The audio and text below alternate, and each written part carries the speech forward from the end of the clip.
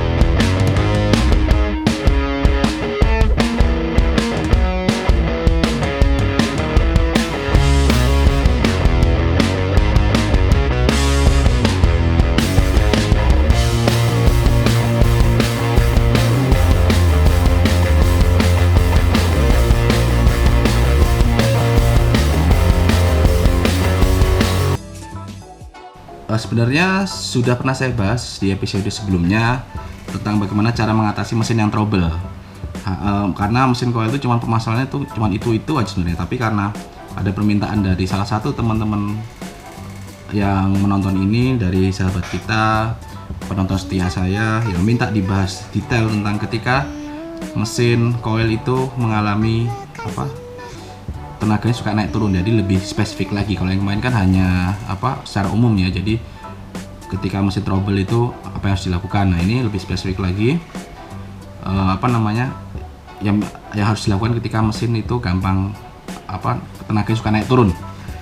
Jadi memang coil itu kelemahannya dia suka naik turun. Jadi ketika kita pakai 1 jam tenaganya suka turun sendiri, 1-2 jam turun sendiri, nanti pokoknya suka naik turun lah. Itu kekurangannya mesin coil. Nah, ada beberapa hal yang bisa kita maksimalkan kinerja coil agar biar dia bisa lebih maksimal lagi kinerjanya. Jadi memang apapun mesinnya, kalau coil itu ada beberapa bagian-bagian yang menurutku bagian kecil sih, sepele, tapi itu berpengaruh besar di si mesin tato.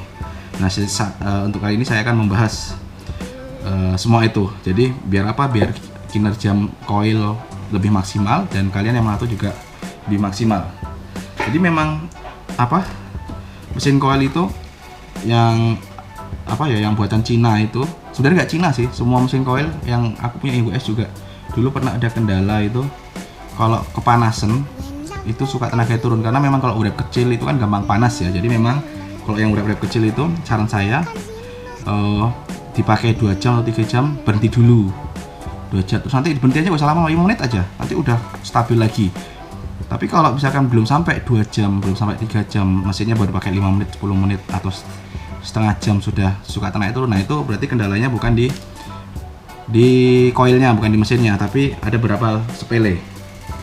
Pertama yang perlu kalian cek, kabel clip cord. Nah, ini sangat kelihatannya sepele tapi ini penting loh, kabel clip cord itu. Memang kabel clip cord itu kalau rusak itu dia tidak langsung mati total mesin. Tapi kalau dia kabel coilnya kabel clip cord itu rusak, dia akan tenaganya bikin naik turun. Jadi yang sering rusak tuh di sininya. Nah, cara penyimpanannya itu kabel coil kalian tuh jangan digulung atau ditekuk, karena kalau kalian gulung atau tekuk yang beresiko rusak di sini. Kelihatan nggak ya? Nah, di tekukan sini. Ini gampang sekali rusak. sama kayak charger HP, pasti yang gampang rusak adalah tekukannya. Jadi jangan digulung, tapi kalau kalian menyimpan digantung saja seperti ini. Jadi biar apa? Biar ininya tidak ketekuk. Jadi kok saya penyimpanannya clipcord gara-gara kejadian dulu, ternyata handspring clipcord itu saya gantung akhirnya. Jadi clipcord sangat pengaruh. Kalau itu juga di jacknya clipcord itu juga suka rusak karena sering ketarik-tarik atau gimana ya. Pertama hal sepele itu, kalau kalian pastikan clipcord kalian aman, lalu yang kedua coba cek kabel pedal. Nah kabel pedal sama, jadi kabel itu kadang tuh kalau putus rusak itu nggak langsung mati total, tapi itu kadang nyala kadang mati, kadang nyala kadang mati itu. Nah itu kalian selain clipcord juga pedal, karena pedal kan juga kadang ketarik-tarik, itu juga harus kalian periksa. Nah kalau itu aman, nggak ada masalah, lalu untuk mesin coil kalian cek di sininya. Nah di baut kontrak screw ini kan dari plastik ya, memang seharusnya plastik, bisa diganti besi, cuman kok diganti besi nanti memungkinkan ini kan ada giginya ya, kontak screw. Nah itu nanti kalau kalian beradu besi, lama-lama nanti akan aus, jadinya akan gampang dol. Jadi memang ini karet, jadi kalaupun karet ini aus, dia tidak merusak kontak screw, jadi yang rusaknya bautnya. Tapi kalau ini besi sama besi, yang rusak kontak screw-nya malah berabe urusannya kan. Ini kelihatannya sepele ya, ini kalau udah kena itu kadang dia suka, emang kayaknya mungkin kalian udah nganu kencang banget ya, tapi kalau udah habis ininya bautnya itu nanti kadang dia suka muter sendiri, dan muternya sedikit kontak screw saja itu berpengaruh, turunnya banyak loh. Coba nggak percaya, saya coba ya. Ini saya kendorin dulu ya. Nih, saya kendorin sedikit. Ya.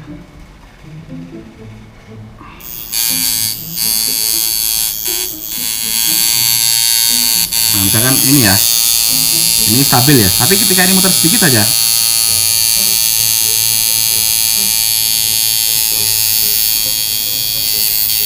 nah beda kan sudah. Jadi kan kalau ini, nah stabil ini, tapi kalau ini muter dia turun. Kalau kenceng lagi nih, dia stabil.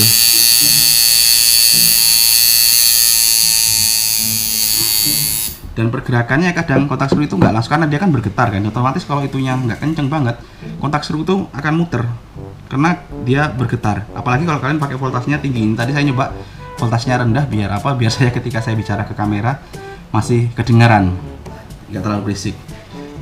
Jadi memang ini sangat berpengaruh sekali. Jadi kadang dia muternya dari yang, muternya dari yang kencang ini ke rendah itu kan butuh waktu agak lama. Makanya jadi dia butuh waktu misalkan 30 menit, jadi 30 menit itu tenaganya hilang. Nanti dikencengin lagi, kalian kencengin lagi ininya, terus dikencengin lagi ininya, nanti mau normal lagi, tapi nanti 30 menit hilang. Jadi saya dulu kendalanya di situ. Jadi memang kontak screw-nya, entah bautnya yang plastik atau kontak screw-nya ini minta ganti. Jadi kadang yang dol itu bukan hanya baut plastiknya ini, tapi ulir bautnya yang di sini. Nah ini kan kita kadang setelannya kan yang ini utuh, yang bawah kok misalkan banyak bilang ini utuh mas sama bawah, iya yang utuh, tapi kan yang pas kuncinya kan kadang yang di dalam sini tengah-tengah, yang kena itu yang pas di dalamnya sini kontak screw bautnya. Jadi ulirannya ada yang mungkin dol atau lobok itu ya, dia ketika dikencengin ya dia tetap akan muter dikit. Nah itu bikin tenaganya jadi suka turun karena bergetar. Jadi hal sepele yang fatal di tenaga itu di kontak screw. Coba deh kalian ganti kontak screw, kontak screw-nya. Siapa tahu bisa lebih bertenaga lagi mesinnya. Karena saya dulu juga begitu. Wah kok mesin bagus itu malah mesin US itu. Ya mesin kesayangan saya kok tenaganya turun terus kan gak enak kan, lagi nato enak-enak 1 jam tuh tata turun. Itu sampai saya pusing loh, bongkar nggak ketemu, ternyata apa? Clipcord-nya rusak. Udah enak, udah normal. Terus nanti setelah itu berapa bulan kemudian loh sama, terus ganti clipcord-nya nggak pengaruh, ternyata kabel pedalnya dari kabel pedalnya juga udah normal. Nanti berapa bulan lagi trouble lagi, loh apa lagi nih, tak cek clipcord ganti, ternyata nggak pengaruh juga.